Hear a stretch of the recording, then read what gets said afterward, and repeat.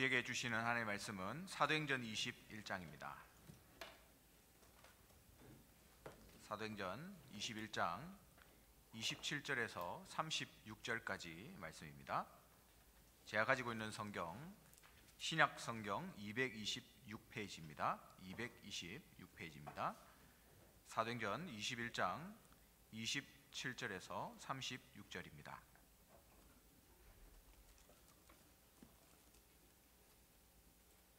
네, 한 절씩 교독하도록 하겠습니다. 27절 제가 먼저 읽습니다. 그 이래가 거의 참에 아시아로부터 온 유대인들이 성전에서 바울을 보고 모든 무리를 충동하여 그를 붙들고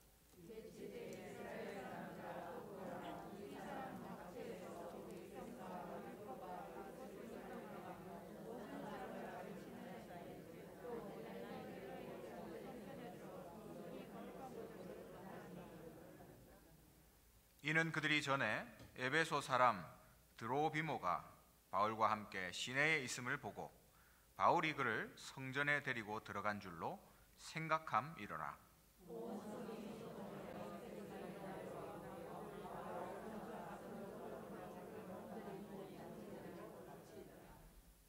그들이 그를 죽이려 할 때에 온 예루살렘이 요란하다는 소문이 군대의 천부장에게 들리매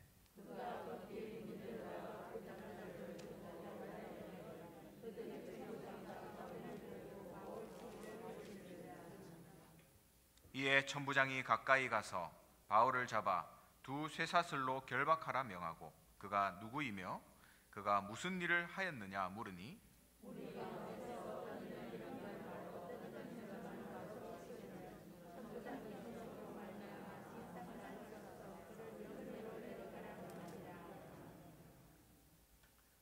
바울이 층대에 이를 때에 무리의 폭행으로 말미암아 군사들에게 들려가니 이런 백성의 무리가 그를 없이 하자고 외치며 따라가미로라. 아멘.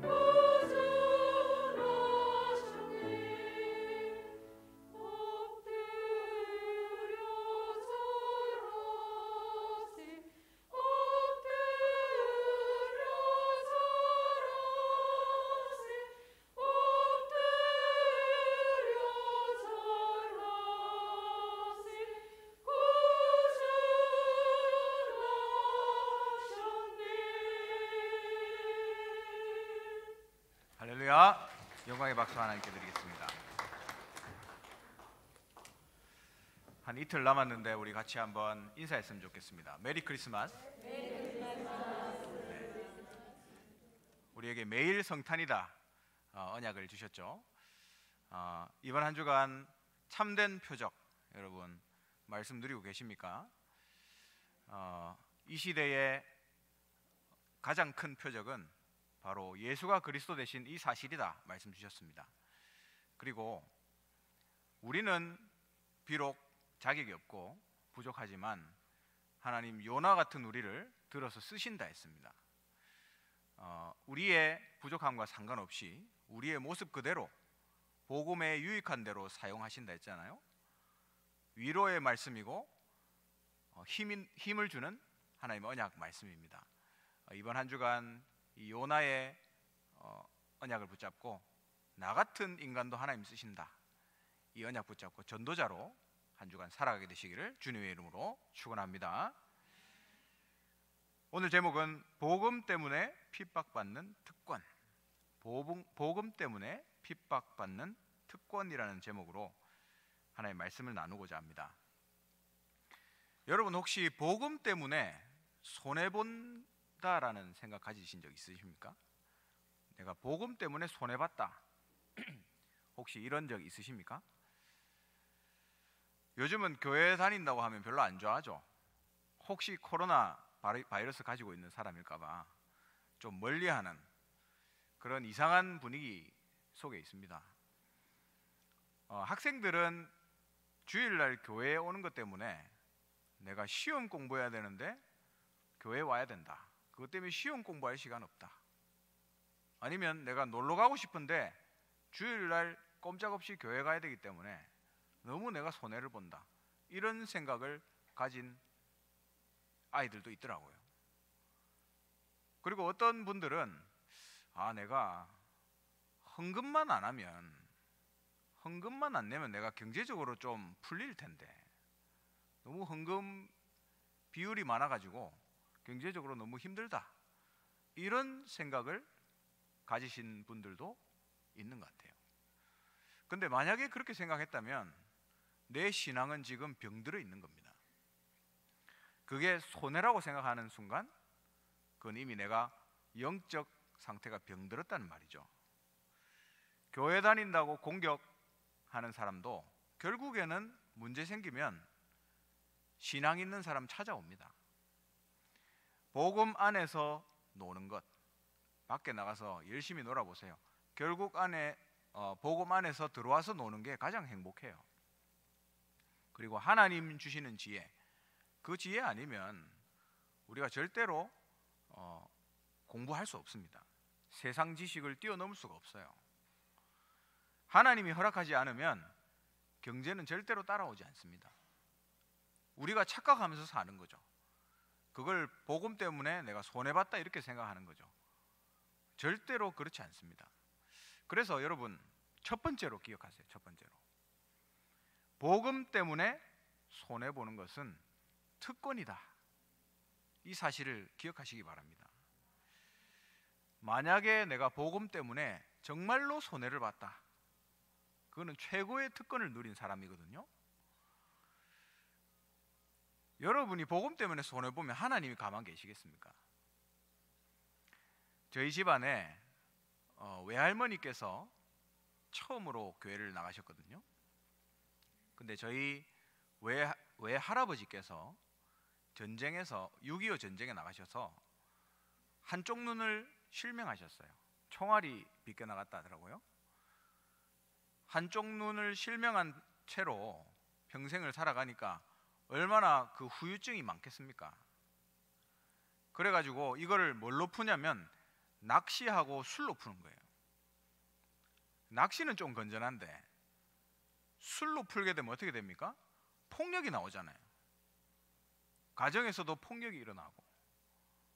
그걸 고스란히 받아낸 분이 저희 외할머니십니다. 그래서 할머니가 너무 힘들고 어려우니까 생활고에 또 폭력에 힘들잖아요. 그래서 다니게 된 게 동네에 있는 교회예요. 그래서 평생 자녀들을 위해서 모든 걸 쏟으시고, 또 교회의 일이라면 두 손 두 발 다 걷고 헌신하셨다 하더라고요. 그렇게 어려운 가운데서도 복음을 위해서 헌신하시고, 그런 할머니의 신앙 때문에 제가 오늘 목사라는 이 자리에 서 있지 않는가, 그 축복을 받았지 않는가, 저는 그렇게 믿고 있습니다. 성경에는 복음 때문에 진짜 고난당한 사람들의 얘기로 가득 차 있습니다. 렘넌트 7명 보세요. 단 한 명도 빠짐없이 복음 때문에 고난당했어요. 근데 중요한 거는 단 한 명도 내가 복음 때문에 손해봤다, 그런 얘기를 한 사람이 없습니다. 오히려 복음 때문에 고난당하는 것을 기뻐하고 영광스럽게 생각했죠. 하나님이 아무짝에도 쓸모없는 우리를 부르셔서 이 위대한 복음을 위해서 사용하시는데, 내가 거기에 어려움 당하고 혹시 손해보는 자리에 섰다, 그러면 그 자리가 특권 중에 특권 자리예요. 여러분, 혹시 이 자리에 신앙 때문에 핍박당하고 어려움 당하는 분들 있습니까? 여러분, 최고 특권을 누리고 있는 분들이세요. 히브리서 11장 24절에서 26절에 보면 모세에 대한 얘기가 나옵니다. 믿음으로 모세는 장성하여 바로의 공주의 아들이라 칭함받기를 거절하고 도리어 하나님의 백성과 함께 고난받기를 잠시 죄악의 낙을 누리는 것보다 더 좋아하고 그리스도를 위하여 받는 수모를 애굽 모든 보화보다 더 큰 재물로 여겼으니 이는 상 주심을 바라봄이라 했습니다. 이게 모세가 누린 특권이에요. 우리가 교회에 보면 여러 가지 일들이 많죠. 어떨 때는 중간에서 참 골치 아픈 일들도 생길 수도 있습니다. 그런데 교회는 꼭 필요한 일들이거든요. 꼭 해야 되는 일들이거든요. 그러면 거기에 내가 욕먹어가면서 헌신하고 심부름하고, 어떨 때는 내 시간, 내 돈 써야 될 일들도 생기잖아요. 우리 중직자분들 중에는 그런 일을 감당해야 될 분들도 많이 있습니다. 근데 거기에 내가 욕먹어가면서 주를 위해서 헌신한다? 그게 얼마나 감사하고 기쁘고 행복한 일입니까? 그게 특권이에요. 말은 안 하지만 진짜 눈에 안 보이게 복음을 위해서, 교회를 위해서 아무도 모르게 애쓰시는 분들 많습니다. 저도 그런 분들 알고 있어요. 근데 저는 그분들이 눈에는 보이지 않지만 더 큰 상급을 받는다, 그렇게 믿고 있습니다. 성경에는 다른 사람이 알아주면 이미 상급을 받았다 했거든요. 더 이상 하늘에서 상급은 없다 했습니다. 우리 한국교회에 큰 목회를 하시고 소천하신 목사님 한 분 계시죠. 그 목사님이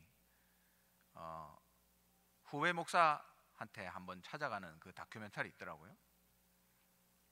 후배 목사한테 찾아갔는데 그 후배 목사는 작은 교회에서 이제 청소년들, 이런 아이들 복음 전하면서 그 아이들을 키우고 이렇게 하는 일을 하더라고요. 그러니까 얼마나 빠듯하게 목회하시겠습니까? 근데 그 한국에서 대표적인 그 목사님이 가가지고 그 후배 목사 앞에서 울면서 나는 네가 부럽다 하더라고요. 나는 부끄럽고 네가 참 부럽다, 이런 얘기를 하더라고요. 그게 무슨 얘기냐면 나는 너무 사랑을 많이 받았다는 거죠. 그분이 죽기 전에 그 사모님한테 늘 그런 얘기를 했대요. 나는 너무 두렵다. 내가 사랑을 너무 많이 받았는데 세상에서 하늘에 아무 상급이 없을까 봐 두렵다, 그런 얘기를 하셨다 하더라고요. 그래서 바울은 그리스도 외에는 다 배설물로 여겼다 했습니다. 앞의 것은 잊어버렸다, 그러면서 위에서 부르신 부름의 상을 위해서 달려간다, 바울이 그렇게 고백했어요. 또 바울은 자기가 복음 때문에 감옥에 갇힌 것이 오히려 복음 전파의 진전이 됐기 때문에 기뻐했습니다. 여기에 대해서 신학자 윌리엄 바클레이라는 사람은 바울은 감옥이라는 큰 특혜를 누렸다 이렇게 얘기했고요. 또 영국의 찰스 스펄전은 바울이 감옥에 갇힌 것이 아니라 감옥이 바울에게 붙들렸다 그래 얘기했어요. 저희 교회에 우리 교회에 다민족 집사님 한 분 계십니다. 그 집사님이 요즘에 회사가 많이 바쁘신 것 같더라고요. 주일날 예배 드리고 싶은데 회사에서 안 놔준대요. 얼마나 힘들겠습니까? 그래가지고 열심히 일을 하고 있는데 자기가 일하는 그 파트에서 사고가 한번 났대요. 이게 사고가 나니까 누군가를 질책을 해야 되잖아요. 근데 아무 잘못도 없는 그 집사님을 막 질책하더래요. 사람들이 있는 데서. 근데 이 집사님이 아무 잘못도 없이 자기가 욕먹었거든요. 여러분 혹시 그렇게 오해받아 본 적 있습니까? 그렇게 하고 나면 집에 가서 잠도 안 오죠. 화병도 걸리죠. 그런 일들 한 번씩 겪어보셨잖아요. 근데 이분이 그런 일을 겪고 나서 거기에서 아무 말을 안 했답니다. 왜냐하면 내가 여기에 복음 전하려고 일하고 있는데 내가 거기서 싸우면 되냐. 그래 집에 와가지고 요즘에 예배를 못 드리시거든요. 다시 한번 우리 주일 강단 말씀 11월 달부터 쭉 다 정리를 해봤대요. 지난주에 7병이어라는 언약, 그리고 이번 한 주간 요나의 표적, 참된 표적의 언약을 확인하면서 어떤 마음이 드냐면, 그래 내가 복음을 위해서, 전도를 위해서 저 사람들 용서할 수 있다, 이런 마음이 든다. 그리고 참 마음이 행복하고 기쁘더래요. 그렇게 하고 이제 그 다음 날 출근을 하니까 그 회사 이사가 찾아왔대요. 그래가지고 요즘 일하기 참 힘들지요 하면서 위로를 하더랍니다. 그 말은 무슨 말입니까? 이 사람 잘못 없이 욕 먹었다는 걸 알고 있다는 말이죠. 그러면 이제 어떻게 됩니까? 아, 저 친구가 참 괜찮구나, 이렇게 되겠죠. 그럼 그때부터 다르게 보이는 겁니다. 전도 선교할 수 있는, 그 현장에서 복음 전할 수 있는 것이 시작되는 거죠. 그래서 여러분, 일부러라도 복음 때문에 손해보시기 바랍니다. 복음 때문에 손해보는 자리가 보인다면 여러분이 그 자리에 앉으세요. 복음을 위해서 내 시간을 드리고 또 내 경제를 드리시기 바랍니다. 성경에 나와 있듯이 모세와 같이 상 주시는 이를 바라보고 또 바울처럼 위에서 부르신 부름의 상을 위해서 달려가는 그런 전도자로 우리가 서기를 바랍니다. 사실 이런 설교는 별로 인기가 없어요. 손해보라는데요. 축복받아라, 이런 설교가 인기가 있지, 손해보라는 설교는 별로 인기가 없는데, 근데 사실 성경은 복음 때문에 핍박받고 손해본 사람들의 얘기입니다. 근데 거기서 끝나지 않았어요. 하나님은 반드시 완전히 바꿔서 복음을 위해서 산 사람들을 축복하셨습니다. 첫 번째, 복음 때문에 손해보는 것은 특권이다. 그리고 두 번째로 여러분 기억하시기 바랍니다. 위기가 온다. 그러면 위기 속으로 들어가세요. 복음을 지키는 일에 위기가 온다, 교회를 지키는 일에 위기가 온다, 그 속으로 들어가시기 바랍니다. 성경의 다니엘을 보니까 조서의 어인이 찍힌 줄 알고도 전에 하던 대로 이스라엘이 복음을 놓치고 포로됐으니까 예루살렘을 향해 창을 열고 하루 3번 어떻게 기도했다 그랬죠? 감사함으로 하나님께 기도했다 했습니다. 그 말은 무슨 말입니까? 제 발로 사자굴에 들어갔다는 말이거든요. 위기 속으로 들어갔다는 말입니다. 다니엘의 세 친구들 보세요. 느보 신상을 만들어 놓고 왕이 절하라 하는데 우리는 절대로 절할 수 없다 했습니다. 왕이 와서 찾아왔어요. 이 친구들이 괜찮은 친구들이니까 지금이라도 절하면 살려줄게. 그러니까 뭐라 했습니까?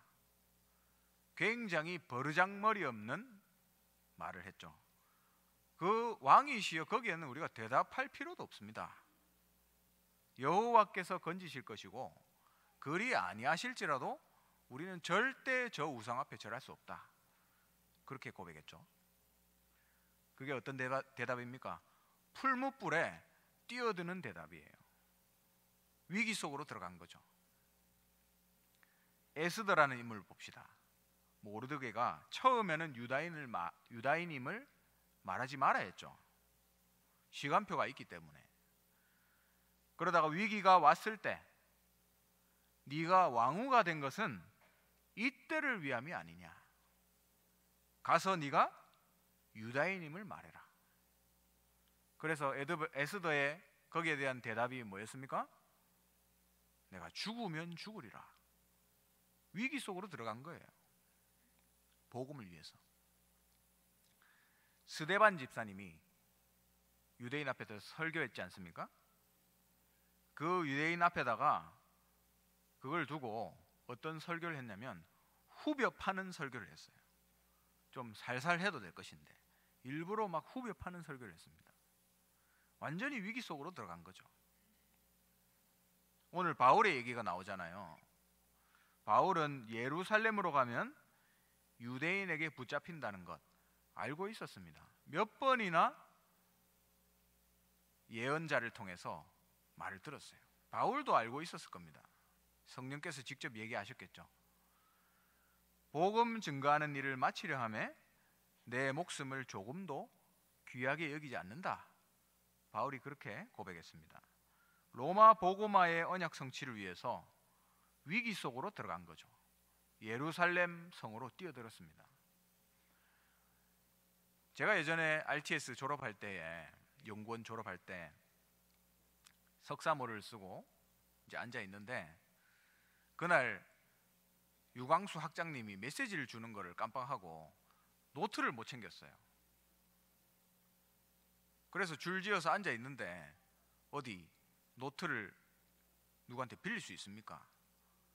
메시지를 써야 되는데 못 쓰겠는 거예요. 그래서 그때 무슨 생각했냐? 아 그래, 내가 졸업식 때 주시는 언약인데 마음에다가 새겨야 되겠다. 그렇게 생각하고 메시지를 들었어요. 제가 만약에 그때 노트에다가 썼으면 잊어버렸을 건데 마음에다가 써놓으니까 아직까지 남아 있습니다. 그때 본문이 엘리사가 스승 엘리야를 따라 나서는 그 본문이었거든요. 근데 그때가 어떤 시기였냐? 스승 엘리야가 아합 왕에게 지명수배 받고 가장 위험하고 어려운 핍박의 시대였습니다. 그때 엘리사는 모든 재산을 다 불태우고 엘리야를 따라 나섰어요. 그 본문을 주시면서 이런 메시지를 주시더라고요. 가장 어려운 현장으로 가라. 그게 제 마음에 남았습니다. 그게 저한테 언약으로 붙잡혔어요. 아무도 안 가는 현장, 아무도 가기 싫어하는 현장, 어려워하는 현장, 위기로 보이는 그 현장, 그 속으로 들어가라. 그러고 보니까 제가 하는 사역이 그런 사역으로 계속 가는 것 같더라고요. 언약 잡은 대로 가는 것 같아요. 지금 시대, 교회 위기 시대입니다. 신학교가 문을 닫고 있고 교회가 복음의 능력을 잃어버리고 목사들이 직업화되고 또 강단이 율법주의, 신비주의로 물들어가고 중직자들은 싸우고 렘넌트 성도들은 방황하는 그런 시대입니다. 교회의 위기 시대예요, 한마디로. 이제는 코로나 때문에 모이는 것도 쉽지 않은, 눈치 봐야 되는 그런 시대입니다. 만약에 교회 위기가 온다 그러면 우리 중직자분들 그 위기 속에 뛰어드시기 바랍니다. 위기 속으로 뛰어들어서 교회를 살리고 또 목회자를 돕고 우리 렘넌트들의 배경, 발판이 돼야 돼요. 나는 지금 경제적으로 너무 어렵다. 다 어렵잖아요. 근데 아닙니다. 우리는 항상 거꾸로 생각해야 돼요. 역발상을 해라 했습니다. 내가 가장 어려울 때 헌금 계획 세우세요. 헌금 계획. 헌금 계획 세워놓고 기도하시기 바랍니다. 하나님이 모르시겠습니까? 하나님이 어려운 거 다 알고 계십니다. 하나님은 요나같이 부족한 우리를 할지라도 우리를 사용하기 원하십니다. 우리의 산업을 사용하기 원하세요. 복음 때문에 손해보는 그 자리에 우리가 선다. 그러면 하나님이 그것 때문에 축복하시게 되어 있습니다. 여러분, 이 언약이 여러분의 마음속에 남게 되기를 주님의 이름으로 축원합니다. 어촌 교회에 옛날에 제가 한번 이 얘기를 나눈 적이 있는 것 같은데 장로님이 한 분 계셨어요. 근데 그 장로님이 양식업을 하시는 분이셨다 해요. 근데 교회가 이제 작게 건축을 하고 그래서 교회에 빚이 1억이 생겼답니다. 근데 이 장로님이 사업을 하다 보니까 빚이 1억이 있는 거예요. 교회 빚이 1억이 있고 자기 빚도 1억이 있습니다. 근데 교회가 건축을 하니까 장로로서 양심이 있잖아요. 그래서 어떻게 해야 될까? 기도하다가 그래, 내가 사업한다고 1억 빚 내는데 교회를 위해서 내가 헌신해야 될 거 아니냐. 그래서 1억 빚을 더 냈답니다. 그래가지고 교회에다가 헌금했대요. 그러니까 이제는 자기 빚이 1억에서 2억으로 2배가 뛰었죠. 얼마나 어렵지 않습니까? 근데 마음속에 너무 감사하더래요. 그래, 그런 하나님 은혜를 주셨답니다. 근데 그러고 있는데 폭풍이 왔답니다. 그 어촌 마을에. 이 폭풍이 오니까 여러분, 폭풍우가 들이닥치면 그 양식장에 피해가 가지 않습니까? 그리고 그 물이 올라가면 고기들이 다 빠져나가잖아요. 그래, 내가 지금 2억 빚이 있는데 이제 폭풍까지 와가지고 완전히 망하게 생겼어요.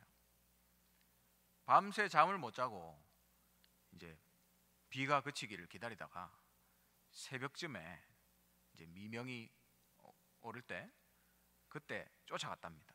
그 양식장에 갔는데 어두우니까 잘 안 보이잖아요. 근데 자기 양식장을 봤는데 뭐가 시커멓더래요. 이게 뭔가 자세히 보니까 이게 물고기들이 넘어와 가지고 자기 양식장에 다 들어와 있는 거예요. 그래서 이걸 다 건져 가지고 팔았는데 2억이 나왔답니다. 무슨 말이냐? 지금부터 빚내서 헌금하란 말이냐? 그 말이 아니라 하나님은 우리의 중심을 보신다 이 말이에요. 성경에 그렇게 분명히 기록했습니다. 현재의 고난은 장차 우리에게 나타날 영광과 비교할 수가 없다 했습니다. 내가 복음을 위해서 손해볼 자리에 앉으려고 마음만 먹어도, 내가 자세만 취해도 하나님 그때부터 문을 열기 시작합니다. 여러분, 바울은 복음을 위해서 내 목숨 아깝지 않다 했거든요. 오늘 제목처럼 복음 때문에 핍박받는 것 특권이고, 위기가 오면 위기 속으로 들어가는, 그게 진짜 하나님이 기뻐하시는 전도자입니다. 그런 중직자, 그런 렘넌트, 그런 성도를 하나님 기다리고 계십니다. 이 어려운 시대에, 교회의 위기 시대에 그런 믿음을 하나님이 기다리고 계신다 이 말이에요. 거기에는 요나같이 성격이 더러워도 아무 상관이 없습니다. 언약만 붙들면 됩니다.